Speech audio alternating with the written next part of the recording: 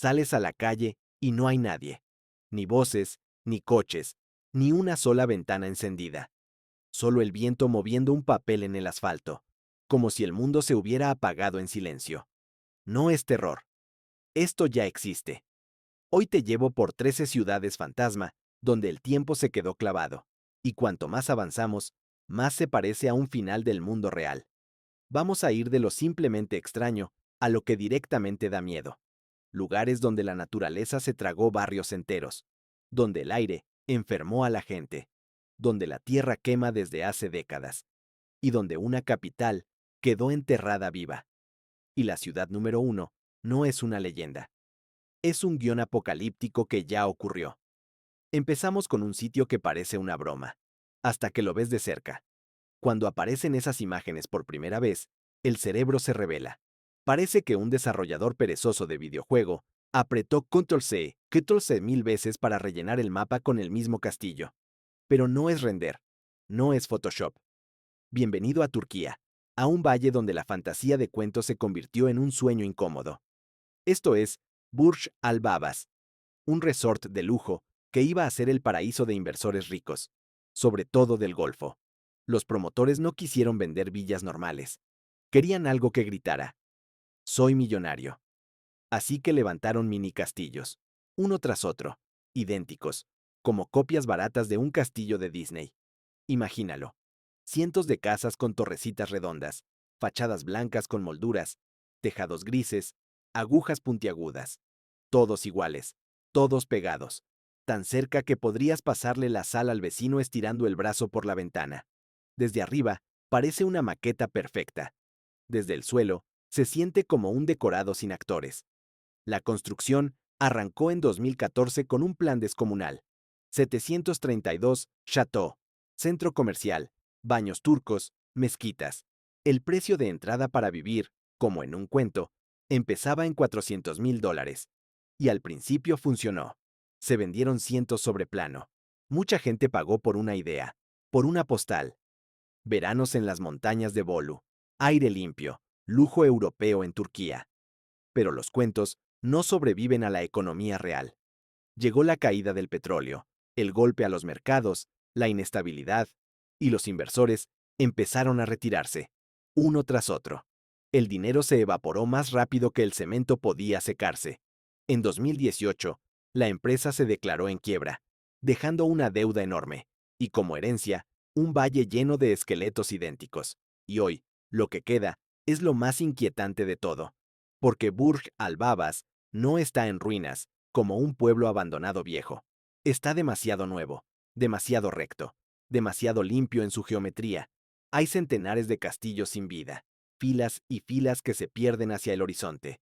Dentro, en muchos, solo hay paredes desnudas, montones de material, escaleras de caracol que suben a habitaciones que nunca fueron terminadas. Nunca hubo cenas, nunca hubo luces cálidas en ventanas, nunca hubo niños corriendo por un pasillo. Es como un lugar construido para humanos, del que los humanos fueron borrados antes de llegar. Entra aquí y aparece una sensación rara, casi física. Todo está bien hecho, pero está muerto. Ese es el famoso efecto de la valla inquietante, pero aplicado a un pueblo. No es solo vacío, es vacío con forma de lujo. En invierno, cuando la nieve cubre los tejados grises, el paisaje se vuelve todavía más deprimente. Los castillos se parecen a lápidas repetidas, un cementerio de ambición y mal gusto, inmóvil, silencioso, perfecto. Algunos turistas se cuelan para grabar. Dicen lo mismo. El sitio te hace mirar por encima del hombro. No porque haya monstruos, sino porque tu mente no entiende por qué existe un lugar así. Un símbolo de riqueza que terminó convertido en un monumento a la nada. Un cuento de hadas que murió antes de empezar. Ahora, nos vamos a Argentina, a un lugar que parece inventado por alguien con obsesión por el antes y después. Imagina un balneario famoso, de esos donde cada verano llegaban miles de personas. Sol, agua salada, barros terapéuticos, música en restaurantes, niños corriendo por la costanera. Un sitio hecho para vivir. Y ahora imagina que, en un solo día, todo eso desaparece. No se quema, no explota, No lo abandonan por guerra. Simplemente se hunde y se queda bajo el agua 25 años. Bienvenido a Villa Epecuén, la Atlantis argentina, que volvió a la superficie para demostrar cómo se ve un apocalipsis cuando no es ficción. A mediados del siglo XX, era un pueblo próspero. La gente venía de toda Sudamérica por el lago Epecuén, un lago tan salado que su concentración solo era superada por el Mar Muerto. Ese tipo de agua donde flotas sin esfuerzo, donde el cuerpo se siente liviano, donde la piel queda áspera por la sal. El turismo explotó. Hoteles, comercios, tren, calles llenas. Para los habitantes, era un futuro asegurado. Pero la naturaleza no firma contratos. En 1985, llegaron lluvias intensas. Al principio, nadie entró en pánico. Un poco más de agua, nada más. Pero el nivel del lago subía y subía con una velocidad que empezó a dar miedo. El dique de tierra que protegía el pueblo aguantó lo que pudo, hasta que cedió. Cuando se rompió, el agua entró como un animal. Primero los sótanos, luego la planta baja, después las casas enteras. La evacuación fue rápida y confusa. La gente salió con lo puesto, dejando muebles, fotos, libros, ropa. El pensamiento era siempre el mismo. Volvemos cuando baje. Nadie entendía que estaba dejando su casa para siempre. En 1993, Villa Epecuén ya estaba sepultada bajo varios metros de agua. Desapareció del mapa. Se convirtió en un fantasma submarino. Y lo peor es que la historia no terminó ahí. Años después, el clima cambió otra vez. Llegó la sequía. El lago empezó a retroceder. Y el pueblo volvió a asomar lentamente, como si estuviera saliendo de una tumba. Pero no regresó el balneario. Regresó algo mucho más frío. La sal, durante esos años, hizo dos cosas a la vez. Conservó y destruyó. Como si hubiera congelado el tiempo mientras desarmaba todo por dentro. Los árboles que antes daban sombra en las calles, ahora son esqueletos blancos, blanqueados hasta parecer hueso. No tienen vida, no tienen color, no tienen futuro. Solo forma. Los edificios colapsaron dejando estructuras grises con hierros oxidados apuntando al cielo. El paisaje es casi monocromático. Cemento, sal, óxido. Caminas y te encuentras con cosas que deberían estar en una casa, no en una ruina. Restos de camas saliendo del suelo, sanitarios destrozados, bañeras comidas por la corrosión. En un matadero abandonado, todavía cuelgan ganchos oxidados, como si alguien hubiera apagado el lugar a mitad de la jornada y se hubiera ido corriendo. Y ahí aparece un detalle que hace que todo duela más. Durante años, en ese escenario donde ya no debía vivir nadie, hubo una sola persona, Pablo Novak. Volvió a las ruinas y se quedó. Se convirtió en guardián del recuerdo, contando a los pocos visitantes cómo era el pueblo cuando estaba vivo, cuando la gente reía, cuando el lago era promesa y no castigo. Villa Epecuén es una advertencia sin gritos. El confort humano es frágil. La naturaleza puede llevárselo todo sin explosiones, sin guerras, sin monstruos, solo con agua, y devolverte después lo que queda, cubierto por una capa blanca de olvido. Ahora subimos de escala, porque lo siguiente no es un pueblo pequeño que murió por una tormenta. Es un megaproyecto hecho para impresionar al mundo. Una ciudad pensada para 1 millón de habitantes. Avenidas enormes, rascacielos nuevos, estadios gigantes, parques, escuelas, hospitales. Todo moderno, todo listo. Y sin embargo, cuando llegas, no hay nadie. Esto es Kangbashi, distrito de Ordos, en Mongolia Interior, China. El fantasma más caro del planeta. La historia aquí no trata de agua, ni de guerra, ni de volcanes. Trata de algo más frío. Un sueño inflado. Hasta reventar. A comienzos de los 2000, encontraron enormes reservas de carbón en la zona. El dinero empezó a caer como lluvia. Las autoridades decidieron construir el Dubái de la estepa. Se invirtieron cifras gigantescas, se contrataron arquitectos, se levantó una ciudad que parecía venir del futuro. Y hay que admitirlo, la construyeron. Hay edificios que no parecen edificios, parecen esculturas. Un museo, con forma de gota metálica, como mercurio líquido congelado en el aire. Una biblioteca, que parece una pila de libros inclinados. Un teatro, que recuerda al sombrero de un líder mongol. Un estadio que parece el nido de un dragón. Caminas por el centro y sientes que estás en una película donde la humanidad desapareció ayer. Lo más inquietante es que la ciudad funciona. Los semáforos cambian de color para coches que no existen. Las farolas se encienden por la noche, iluminando avenidas vacías. A veces ves barrenderos con chalecos naranjas barriendo calles donde nadie tira basura. En las vitrinas hay maniquíes con ropa que ya pasó de moda hace años. Pero las puertas están cerradas. Y la razón es tan absurda como brutal. Muchos apartamentos se vendieron, sí, pero como inversión, no como hogar. Los precios eran demasiado altos, y trabajo real, fuera de la construcción, casi no había. La ciudad se llenó de cemento y vidrio, pero no de vida. De noche, Kangbashi se vuelve todavía más rara. Los complejos residenciales parecen bloques oscuros, y en un edificio entero tal vez veas una o dos ventanas encendidas. A veces es un guardia. A veces son familias que fueron empujadas a mudarse cuando trasladaron universidades o administraciones para obligar al lugar a respirar. Pero incluso así, el silencio gana.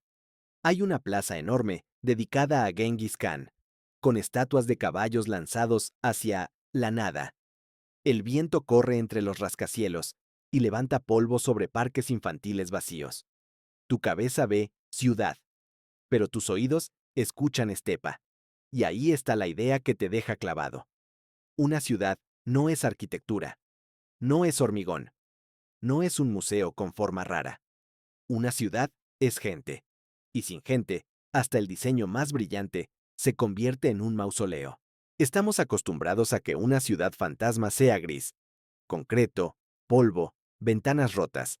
Pero el siguiente lugar rompe ese cliché. Porque aquí, la muerte no es seca. Es verde. Bienvenido a Houtuan, China. Un sitio donde la naturaleza no solo ganó, arrasó. Y lo hizo con una calma aterradora. Hace apenas unas décadas, esto era un pueblo pesquero normal en una isla del mar de China Oriental. Más de 2000 personas vivían aquí. Casas de ladrillo de 2 pisos, redes secándose al sol, niños corriendo, olor a sal y comida caliente. Vida real. Luego llegó el abandono, pero no por una tragedia inmediata, por algo más común y más silencioso. La vida moderna. El puerto se quedó pequeño para los barcos actuales. Llevar alimentos y agua potable costaba demasiado. Los jóvenes querían estudiar, trabajar, escapar al continente. Primero se fue uno, luego otro, luego familias enteras. Hasta que, en 2002, el pueblo fue declarado oficialmente deshabitado. Y aquí comienza lo inquietante. Porque en cuanto el último humano cerró la puerta, la isla pareció respirar y decir, ahora me toca a mí. El clima aquí es cálido y húmedo, el paraíso de las plantas. Enredaderas, hiedra, lianas, parras salvajes. Avanzaron como una marea, pero no crecieron un poco. Invadieron. Primero cubrieron vallas, después ventanas, luego tejados, y al final, las paredes desaparecieron bajo una capa de hojas tan densa que las casas dejaron de parecer casas. Se volvieron colinas verdes con forma de edificio, como si el pueblo se hubiera puesto un uniforme de camuflaje para borrarse del mundo. Hoy caminas por donde deberían estar las calles, y hay alfombras de hierba y arbustos. Donde debería haber una pared, hay un muro vivo de hojas. Hay edificios enteros que ni siquiera reconoces hasta que estás pegado a ellos. Y dentro, el escenario cambia otra vez. Penumbra, humedad, madera pudriéndose, muebles cubiertos de musgo. Las raíces rompen suelos, atraviesan techos y salen por las ventanas como tentáculos. No da la sensación de que el pueblo se esté cayendo. Da la sensación de que lo están digiriendo. Lo más inquietante no es lo que ves, es lo que oyes. O mejor dicho, lo que no oyes. No hay ruido de ciudad, solo pájaros, el mar a lo lejos y el roce constante de hojas. Nada de pasos, nada de voces, nada de motores. Como si el ser humano hubiera sido un error y la naturaleza estuviera corrigiéndolo ladrillo por ladrillo. Hutawan se volvió viral por lo fotogénico, pero el mensaje detrás es frío. A la vegetación le bastaron 20 años para borrar lo que a nosotros nos tomó generaciones construir. Este no es el fantasma más oscuro, es el apocalipsis más hermoso.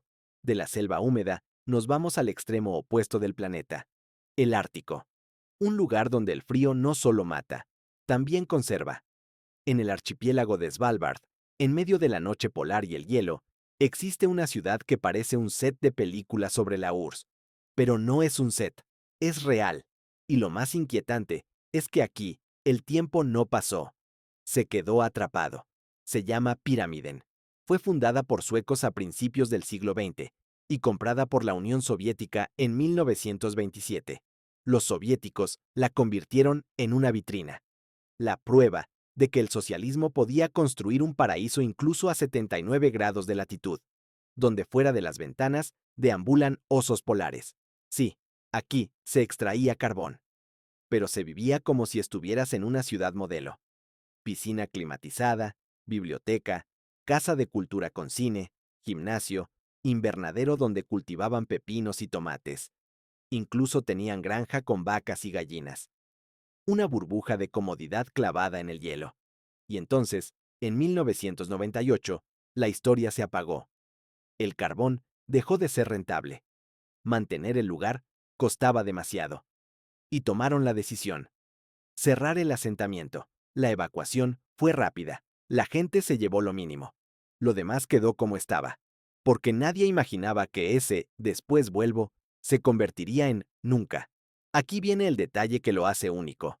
En Piramiden, el frío funciona como un freno biológico. Hay tan pocas bacterias y tan poco moho que la descomposición va lentísima. La madera no se pudre como en otros sitios. El metal se oxida despacio. Por eso, caminar por Piramiden es como entrar en una cápsula del tiempo. Parece que la gente se fue ayer, aunque ya pasaron más de 25 años. Vas por una calle vacía con nombres soviéticos y todo suena demasiado limpio. Tus pasos sobre la nieve, el viento rozando los edificios, un crujido lejano del hielo. En la plaza central está el monumento a Lenin más al norte del mundo, mirando hacia el glaciar Nordenskjöld, como si todavía esperara un desfile. En la Casa de Cultura hay un piano Octubre Rojo que todavía puede sonar, aunque desafinado por el frío.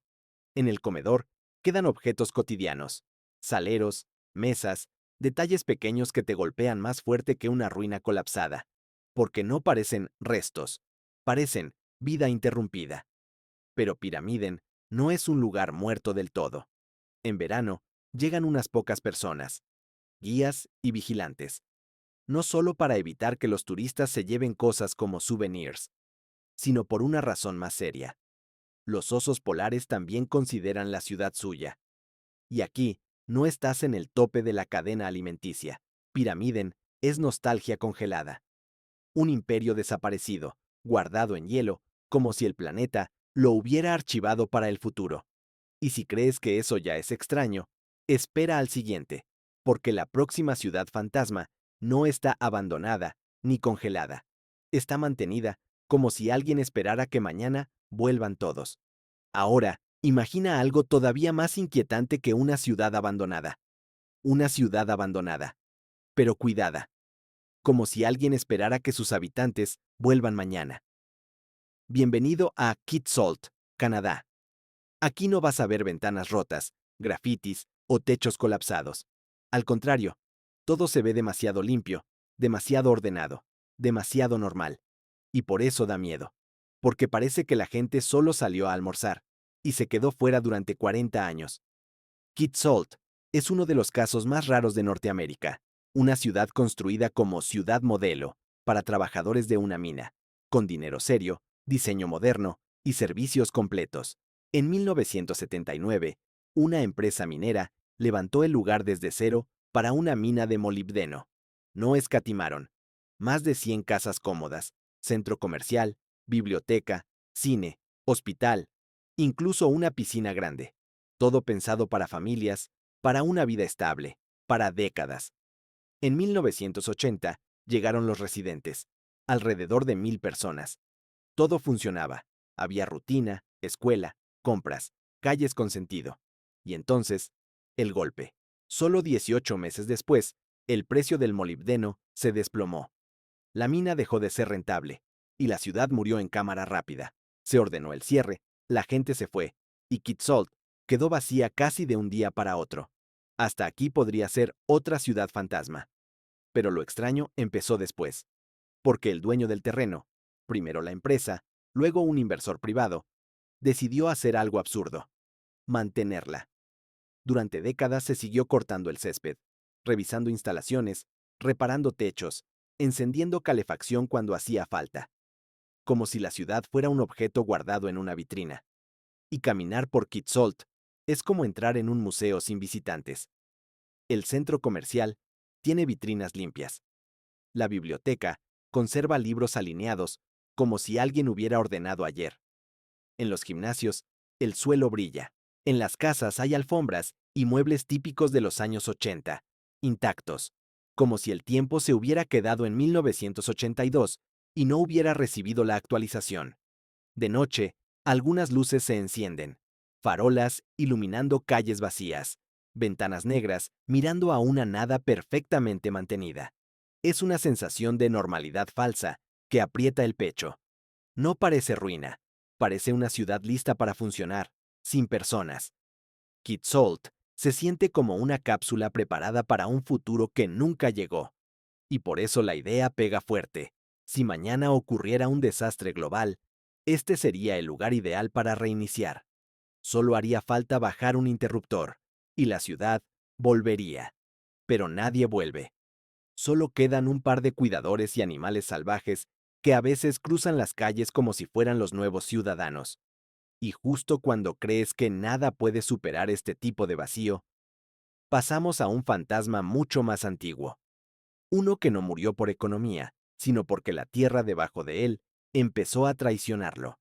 Ahora cambiamos de tipo de miedo, porque lo siguiente no es una ciudad abandonada por moda o economía, es un lugar que fue expulsado de la vida por algo imposible de negociar: la propia tierra.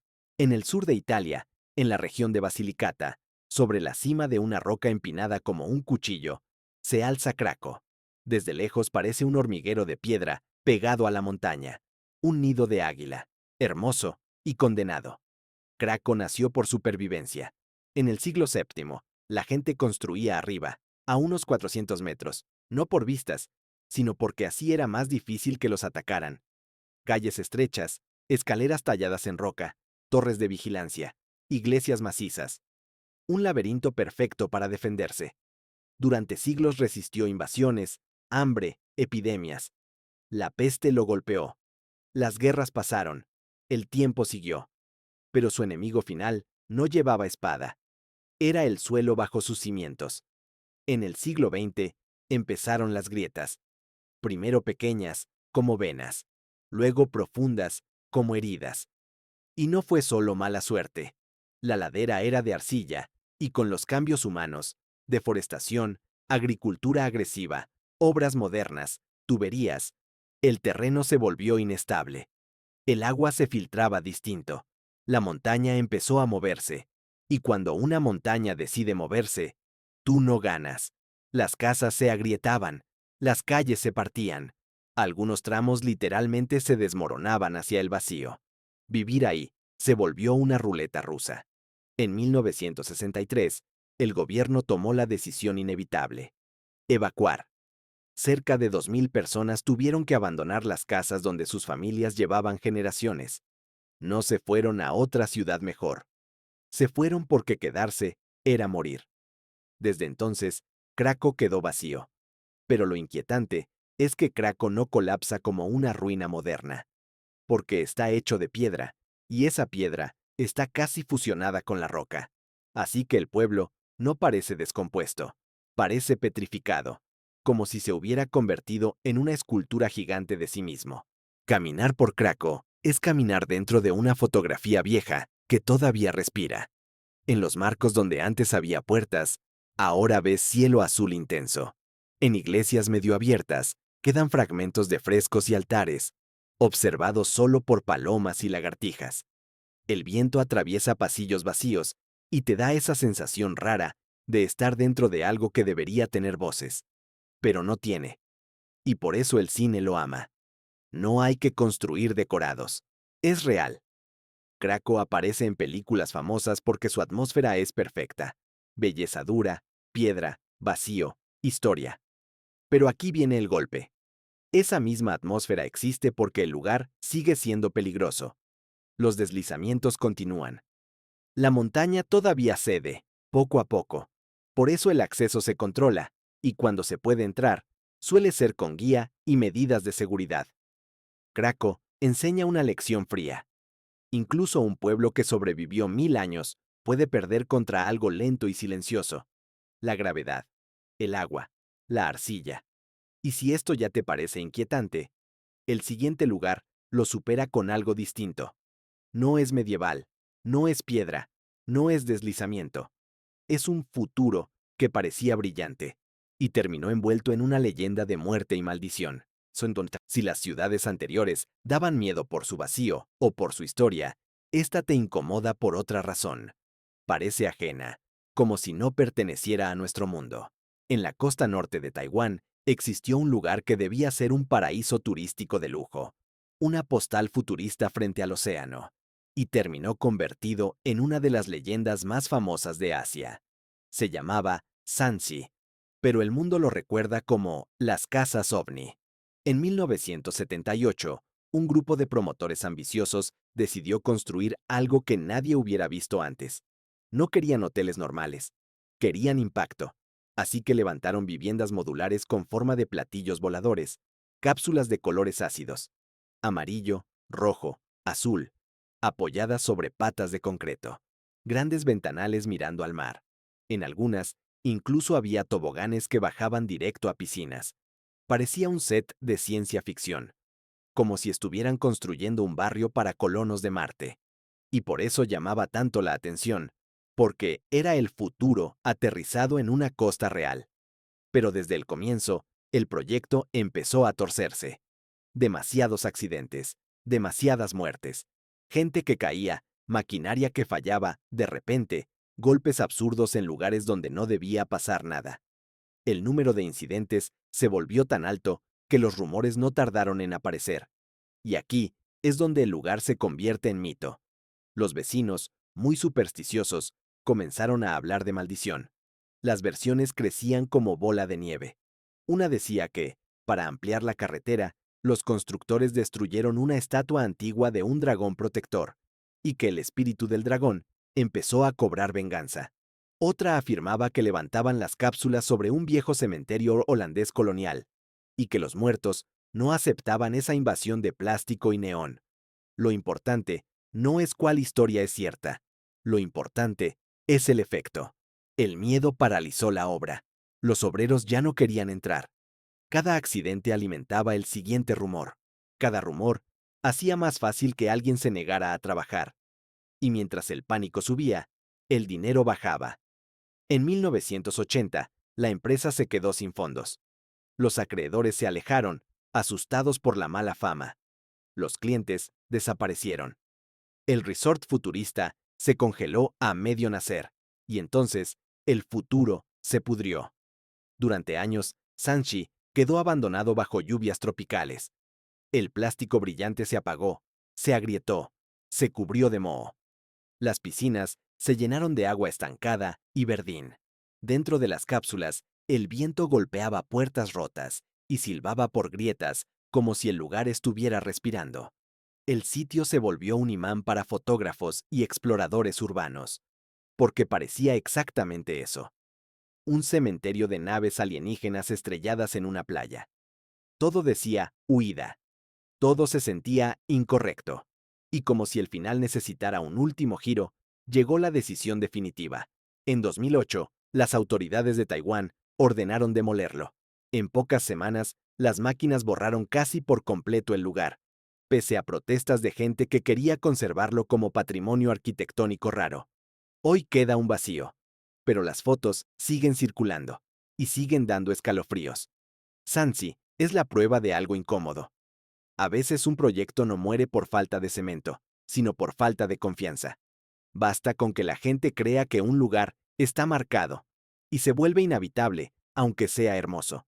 Ahora pasamos a un tipo de ciudad fantasma que golpea distinto, porque aquí el abandono no vino por una tormenta ni por un error financiero.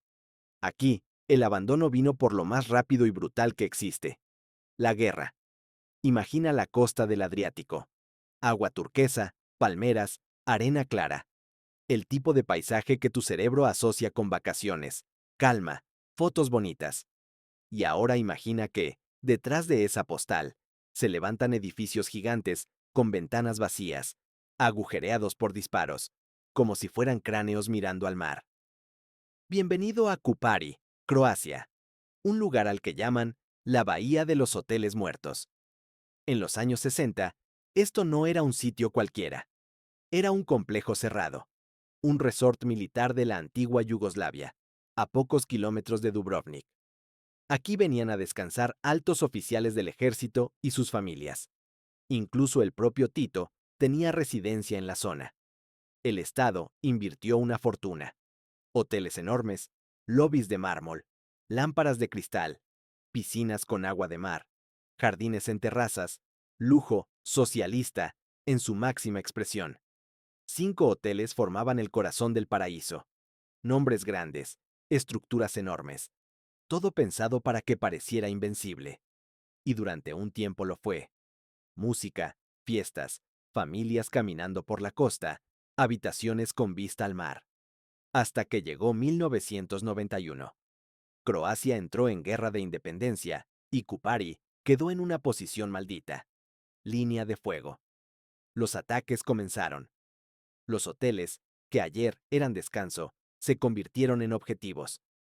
Proyectiles atravesaron paredes, explosiones arrancaron techos, incendios devoraron pasillos que todavía olían a perfume y a verano.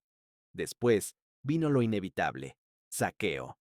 Cuando un lugar pierde autoridad, pierde todo. Soldados y saqueadores vaciaron el complejo pieza por pieza. Se llevaron muebles, puertas, sanitarios, cableado, tuberías, incluso metales empotrados. Lo arrancaron como si el edificio fuera un animal y estuvieran llevándose sus órganos. Hoy Kupari es el esqueleto de una riqueza que duró poco. Caminas por la bahía y ves cajas de cemento con heridas abiertas, ventanas rotas, paredes destruidas, techos caídos. Dentro del hotel más famoso, el viento hace un trabajo macabro. Empuja basura por suelos que alguna vez fueron mosaicos pulidos. En terrazas donde hubo tumbonas, ahora crecen plantas que rompen el hormigón. Las piscinas están llenas de escombros, como si el agua hubiera sido reemplazada por ruina. Pero lo que hace que Kupari sea realmente perturbador es el contraste, porque justo enfrente, en la playa, la vida sigue. Turistas tomando sol, niños jugando, gente comiendo helado y bañándose en el mar. Y a pocos metros, detrás de ellos, esos hoteles gigantes los miran con sus ojos oscuros, ventanales vacíos, negros, silenciosos. Es como si dos realidades estuvieran superpuestas, la de las vacaciones y la del colapso. Y hay un edificio que concentra esa sensación como un puñetazo. El hotel más antiguo del complejo, elegante por fuera, con columnas que todavía aguantan. De lejos parece que podría volver a funcionar. Cuando entras, se rompe la ilusión.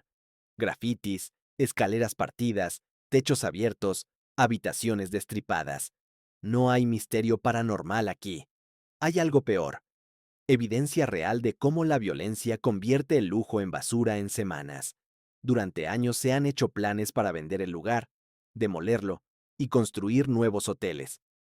Pero mientras eso no ocurra, Kupari sigue siendo un museo sin vitrinas, un recordatorio de que un paraíso puede transformarse en un infierno sin avisar. Y lo siguiente que vamos a ver ya no es un resort, es algo mucho más pesado, un lugar donde el tiempo no se abandonó. El tiempo fue asesinado en un solo día, y dejaron el pueblo tal cual, para que el mundo no lo olvide. Hay ciudades fantasma que se vacían porque la gente se va, y hay una que quedó vacía porque la arrancaron de la vida en un solo día. Este lugar no es una atracción, es una herida, Un pueblo que no se reconstruyó a propósito para que el mundo entienda una idea simple y brutal. La civilización puede desaparecer en horas. Se llama Oradour-sur-Glane. Antes del 10 de junio de 1944, era una aldea francesa tranquila. Tenía comercios, talleres, tranvía, escuela. Había rutina, gente que se conocía por nombre, niños jugando, café en las mesas. La guerra estaba en Europa, sí, pero aquí la vida intentaba seguir. Ese mediodía llegó una unidad de la CSS. Lo que ocurrió después fue tan rápido y metódico que cuesta contarlo sin que la garganta se cierre. En pocas horas, asesinaron a 642 personas. A los hombres los separaron y los fusilaron en graneros. A las mujeres y los niños los encerraron en la iglesia y la incendiaron. Muy pocos lograron escapar. Y aquí viene lo que convierte a Oradour en algo único. Después de la guerra, Charles de Gaulle tomó una decisión extraña, durísima y simbólica: no reconstruir el pueblo. Se levantó un Oradour nuevo al lado, moderno, habitable, y el viejo quedó como estaba, congelado en su último minuto, como memorial. Entras por una señal que, en esencia, te dice: recuerda. Y de golpe el aire cambia. No es solo silencio, es un silencio que pesa. Las calles están ahí, pero sin vida. Las fachadas quemadas, abiertas como cajas vacías. Dentro de los edificios aparecen objetos cotidianos que te golpean más que cualquier ruina. Estructuras de máquinas de coser, marcos de camas, bicicletas infantiles deformadas, ollas en cocinas que nunca terminaron el almuerzo. En la plaza queda un coche oxidado, inmóvil, como si todavía esperara a su dueño. Los rótulos de talleres y tiendas aún se leen, aunque estén mordidos por el óxido y el tiempo. Los cables cuelgan como telarañas. No hay vitrinas de museo. No hay decorado. Caminas por un lugar real donde todo se detuvo a la fuerza. Y la iglesia es el punto donde la realidad se vuelve insoportable. Dentro, todavía se perciben las marcas del fuego. Hay metal retorcido. Hay restos que no deberían existir en una postal turística. Y sin embargo, están ahí, sin efectos, sin música, sin maquillaje. Oradour no es una ciudad fantasma interesante. Es un mensaje en piedra. Esto pasó. Y lo más inquietante es que aunque han pasado décadas, el lugar no se siente antiguo. Se siente presente, como si el pueblo no estuviera abandonado, sino retenido en el instante exacto de la tragedia. Después de esto, es difícil volver a mirar cualquier ciudad fantasma como simple curiosidad. Pero seguimos, porque ahora vamos a una ciudad fantasma que parece imposible por otra razón. Está en medio de la Amazonia, y fue construida como un pedazo de Estados Unidos, con reglas americanas, en un lugar que no acepta reglas de nadie. Ahora dejamos Europa y entramos en un lugar donde el abandono no suena a guerra ni a tragedia instantánea. Suena a algo más humillante. Un plan perfecto, aplastado por la realidad. Imagina un pueblito típico de Estados Unidos en los años 30. Casitas ordenadas con porches, cercas blancas, hidrantes rojos en las esquinas, cine, campo de golf, una fábrica con chimenea. Ahora imagina todo eso plantado en mitad de la selva amazónica, donde afuera no hay suburbios. Hay jaguares, humedad, mosquitos y un verde que lo cubre todo. Bienvenido a Fordlandia. En 1928, Henry Ford, el hombre que puso autos en manos de medio planeta, tuvo una idea que le pareció brillante: dejar de depender del monopolio británico del caucho.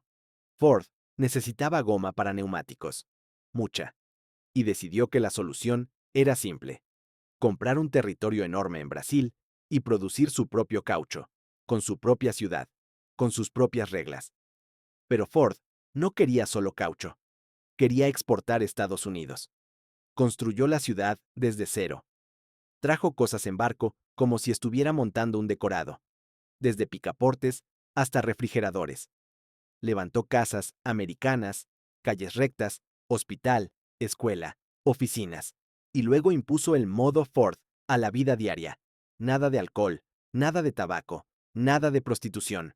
Había que ir a eventos culturales, a bailes cuadrados, seguir horarios estrictos, comer comida americana en el comedor, hamburguesas, espinaca enlatada, que los trabajadores brasileños odiaban. Y aquí empieza el choque. La gente no se adaptó. No porque fueran rebeldes, sino porque Ford estaba intentando meter una cultura entera dentro de otra, ignorando todo lo que había alrededor. Los obreros se hartaron. Hubo protestas y disturbios. En un momento, una revuelta reventó la cafetería porque la gente exigía comer su comida, vivir su vida. Y mientras Ford intentaba controlar a las personas, la selva hacía lo suyo con las plantas. Porque el plan agrícola fue un desastre. Los árboles de caucho se plantaron demasiado juntos, como si fueran un cultivo industrial normal. Pero la selva no funciona así. En la Amazonia, cuando pones la misma especie en bloques densos, se convierte en un banquete para plagas y hongos. Y eso fue exactamente lo que pasó. Enfermedades, insectos, devastación. Las plantaciones se vinieron abajo. El caucho no llegó. Ford metió el equivalente a 20 millones de dólares de la época. Hoy serían cientos de millones. Y al final, no obtuvo ni una fracción de lo que buscaba.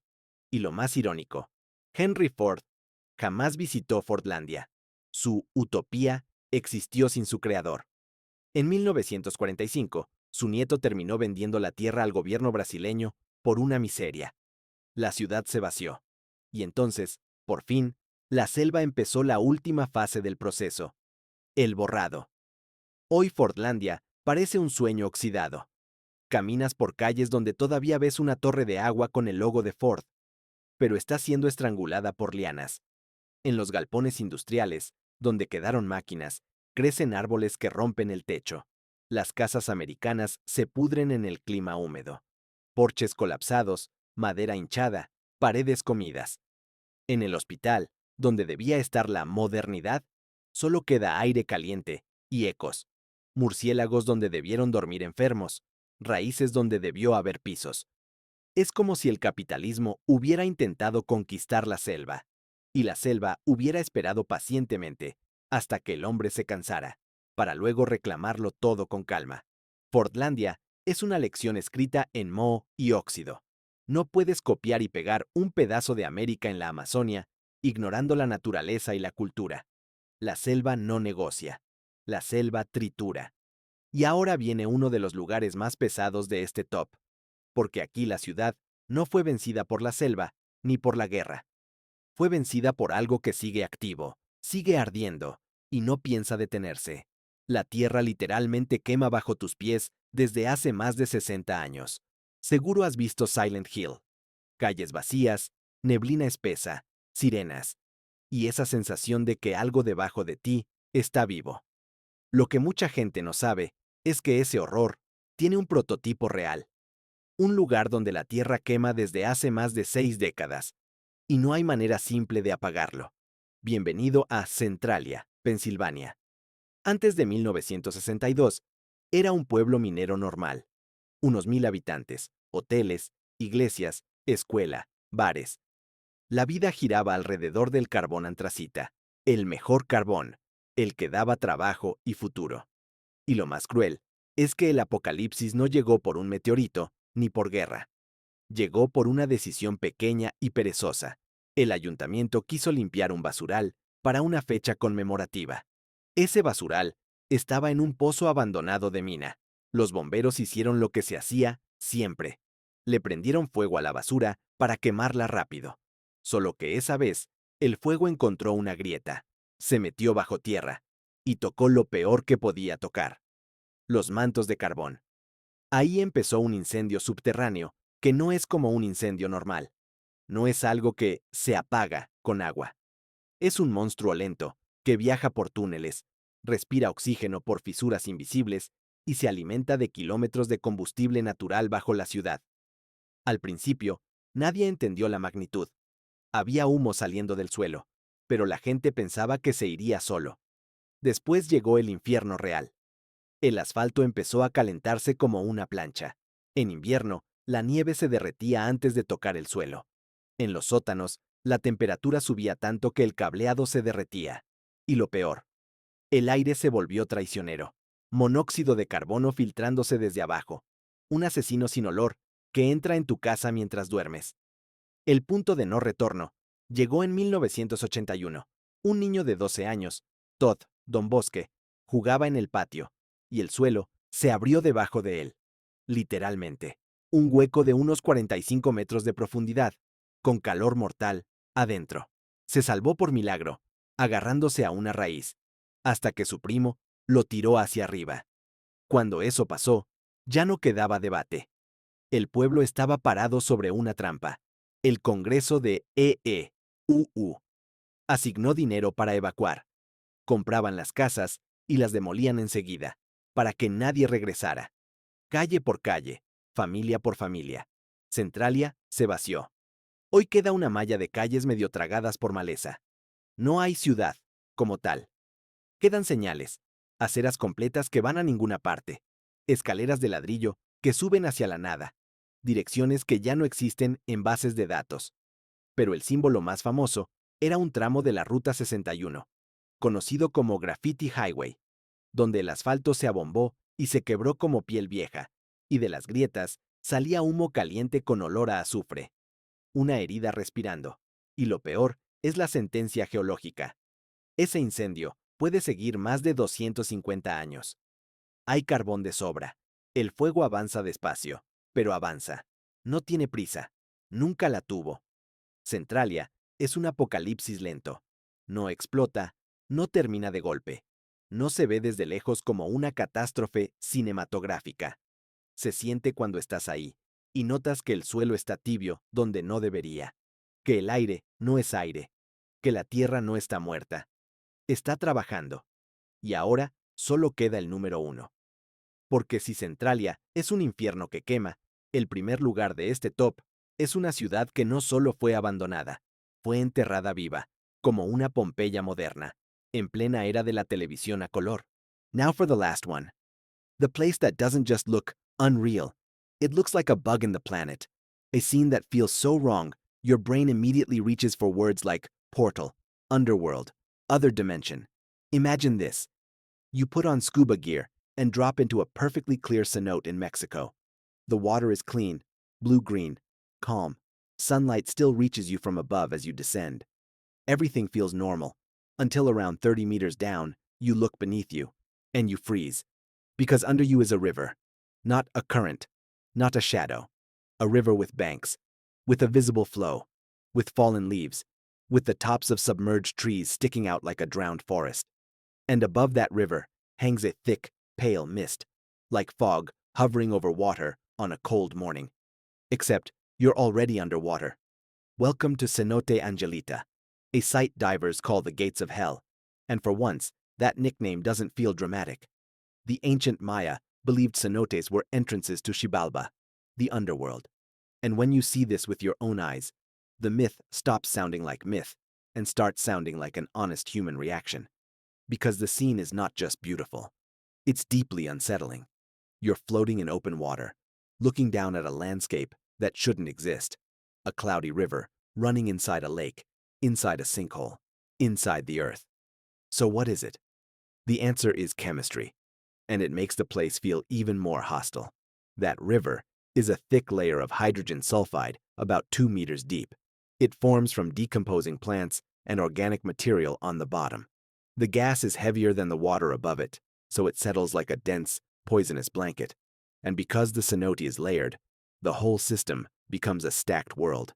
Clean, fresh water above a toxic hydrogen sulfide cloud in the middle, and beneath that, often a denser, saltier layer that seeps in from the ocean through underground connections, a liquid layer cake.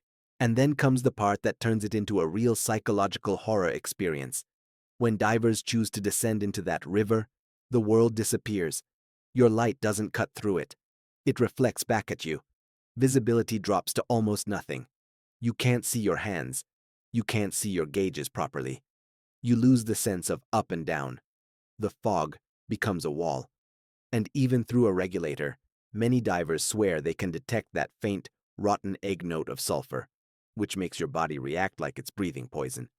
Even if you're safe, it's like passing through a membrane, a border, a checkpoint between two realities.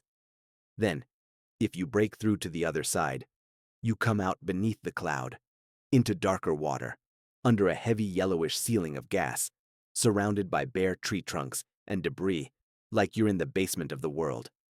Photos from here look like pure Photoshop. Divers hovering above mist, someone sitting on a submerged log like it's a riverbank, trees rising out of a fog layer, all underwater. This is the final proof of the whole list, because it isn't a pretty place.